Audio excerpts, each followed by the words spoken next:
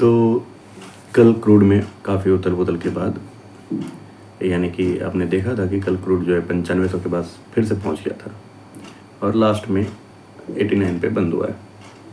और अगर आप ये डेली वाला क्रूड का चार्ट देखें तो ये आपको याद है ना, मैंने एक दिन पहले 2 दिन पहले कहा था कि गिरावट के पास है और अभी यहीं पे अभी रहने की संभावना है। और देखो ये जो मैंने पॉइंट बताया था यहीं के यहीं पे ये घूम रहा है। अभी EMA से नीचे रहा, लेकिन पॉइंट है कि उसी के पास अभी रहा है, क्योंकि जब तक पूरी तरह से कोई बात क्लियर नहीं होती तब तक ये अभी इसी के आसपास घूमेगा, है ना। अब यहाँ से कहाँ हो सकता है, तो आज जो है यहाँ पे दोनों स्थिति हो सकती है कि यहाँ से ये नीचे भी गिर सकता है और यहाँ से ये ऊपर भी आ सकता है। लेकिन लास्ट के समय में जिस तरह से इसने नीचे की तरफ दिखाया है तो वो एक तरह से स्थिति को कंट्रोल में करने वाली बात लग रही है। हालांकि अभी असमंजस की स्थिति है, तो ये आपको 89 से ये 95 के बीच में भी हो सकता है कि इसी रेंज में घूमता हुआ कभी बढ़ता कभी घटता कभी बढ़ता कभी घटता आपको दिखेगा। ठीक है, तो ये क्रूड पे यहीं रहने देते हैं ना इंडेक्स। कल ही आपको याद होगा मैंने कहा था कि मार्केट जब लगातार 3 दिन 4 दिन लगातार ऊपर जाए, उसमें भी बीच में एक और गैप अप करके ऊपर आ जाए तो प्रॉफिट बुकिंग होती है। अब कहने वाले कहेंगे भाई साहब मार्केट इतना गिरावट वाला था, इतना गैप अप हुआ, बाय किसने किया होगा? भाई जब तक बाय नहीं हुआ तब तक बाय या सेल कुछ होगा तभी तो रेट भागेंगे ऊपर। वहाँ पे कुछ बाइंग तो हुई होगी, चाहे जितने पे भी हुई हो, और कुछ यहाँ पे भी तो बंदे बैठे होंगे जो बाय कर करके रुके हुए हैं।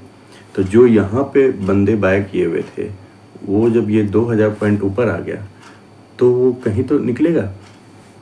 तो ये वही है कि ये यहाँ से इन्होंने निकलना शुरू किया और आप देख रहे हो कि अभी भी पूरी तरीके से उस तरह से नहीं निकले हैं, लेकिन हाँ जो प्रॉफिट बुकिंग की होगी उन्होंने प्रॉफिट बुकिंग कर ली। उस हिसाब से प्रॉफिट बुकिंग नहीं हुई जिस हिसाब से कि मार्केट में पूरी तरीके से गिरावट दिखाई दे।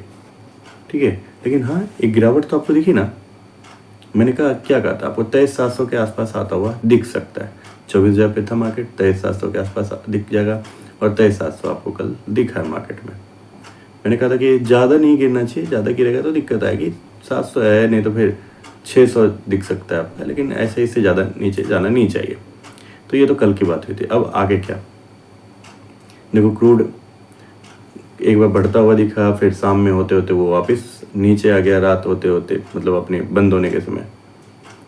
तो उस हिसाब से तो मार्केट को पॉजिटिव दिख रहा है, क्योंकि मार्केट में जो न्यूज़ आ रही है ना, लेबनान वाला या इजराइल ईरान वाला या ट्रंप की जो कुछ बातें आ रही है ना, तो ये सभी मतलब ये है कि उग्र नहीं हो रही है। मतलब कहने का मतलब कि उसमें ऐसा संभावना दिख रहा है कि हो सकता है कि बातें चलती रहेंगी, एक दूसरे का विरोध में बातें करते रहेंगे ये, लेकिन अब लड़ाई का जो स्तर है ना वो उग्रता वाला नहीं होगा, वो धीरे धीरे वो मतलब साइड निकलेंगे।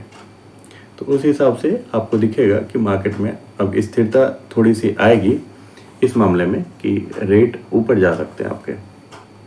और रेट अभी आप देखेंगे इसमें कि ये अभी EMA से आपको ऊपर निकलता हुआ दिखेगा, तो ये नीचे ऊपर निकलता हुआ दिख सकता है।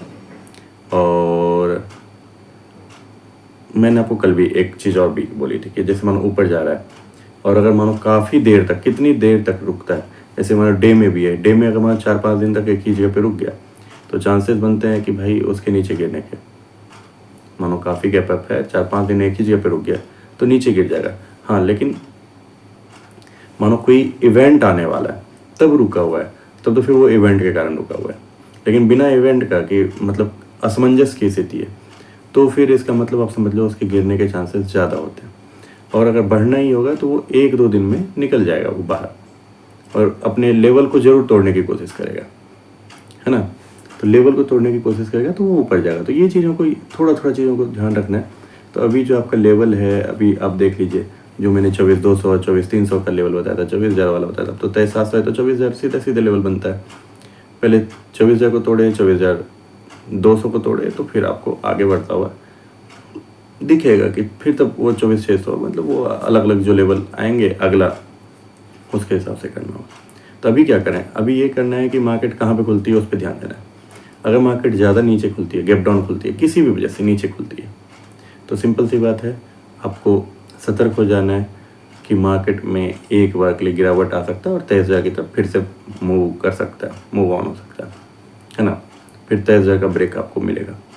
और अगर मान लीजिए नीचे नहीं खुलता है ज़्यादा और ये मान लीजिए कि खुला भी और ये जो EMA के आसपास 23,300 सबके आसपास चला है, काफ़ी ज़्यादा, ये भी नीचे हो जाएगा, 400 पॉइंट नीचे गिरावट, तो इसका मतलब गिरावट ही है वो।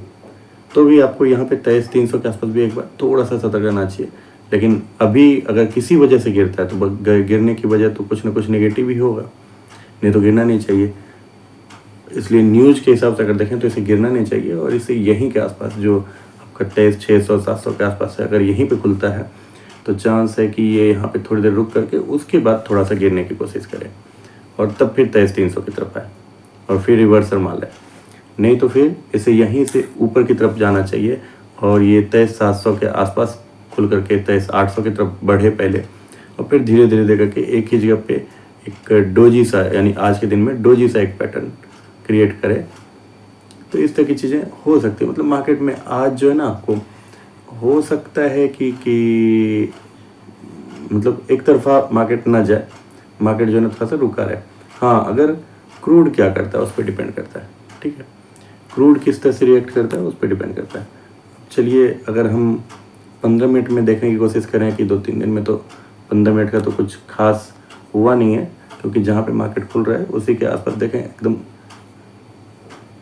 ये जो बन रहा है ना, आपको देखेंगे तो दिखेगा भी नहीं, तो उस तरह की चीज़ें बन रही है। तो 15 मिनट को छोड़ ही देते हैं। अभी हम लोग 45 मिनट या एक दिन वाले में से ही फोकस रखते हैं, क्योंकि बहुत छोटा छोटा है 300-200 पॉइंट का। क्योंकि जब मार्केट 800-900 पॉइंट पीछे घुमा हुआ ना, तो 300-400 पॉइंट का मूव जो है, 300 पॉइंट का मूव जो है ज़्यादा नहीं दिखता है ना।